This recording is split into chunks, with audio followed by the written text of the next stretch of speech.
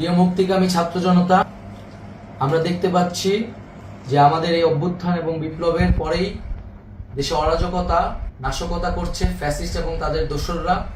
আমরা দেখতে পাচ্ছি যে বিভিন্ন জায়গায় এখন গোলাগুলি চলছে, মন্দিরে হামলা হচ্ছে এবং নাশকতা ও লুটপাট করছে।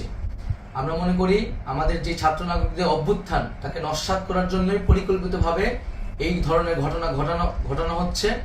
আমরা মুক্তিকামী ছাত্র জনতাকে সজাগ এবং সতর্ক থাকতে আহ্বান জানাচ্ছি এবং আমাদের যে অন্তর্বর্তীকালীন সরকার, আমরা সেই সরকারের যে প্রস্তাবনা 24 ঘন্টার সময় নিয়েছিলাম, জরুরি পরিস্থিতি মোতাবেক আমরা এখনই তার একটি রূপরেখা ঘোষণা করছি।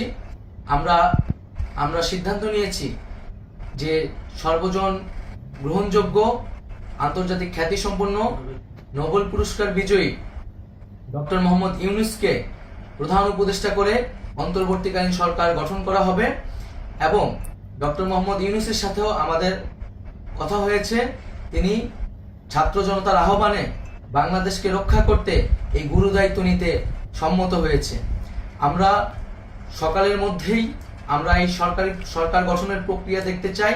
রাষ্ট্রপতির কাছে আহ্বান থাকবে যে দ্রুত সময়ের মধ্যে ডক্টর মোহাম্মদ ইউনূসকে প্রধান উপদেষ্টা করে অন্তর্বর্তীকালীন সরকার গঠন করা হোক এবং এই অন্তর্বর্তীকালীন সরকারের বাকি সদস্যদের নামও আমরা সকালের মধ্যে ঘোষণা করব।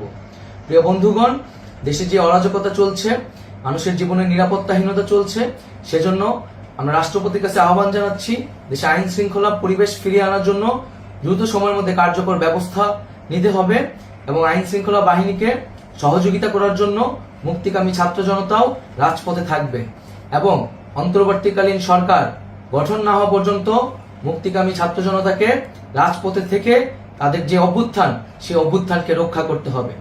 প্রিয় বন্ধুগণ, আমরা রক্ত দিয়েছি, শহীদ হয়েছি।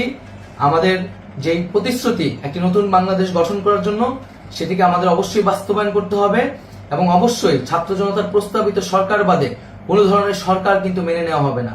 আমরা বলেছি কোনো ধরনের সেনা শাসিত সরকার অথবা সেনা সমর্থিত সরকার অথবা এই ফ্যাসিস্টদের দোসরদের কোনো বি টিম সরকার কিন্তু আমরা মেনে নিব না। কোনো গণবিরোধী সরকারকে মেনে নেওয়া হবে না।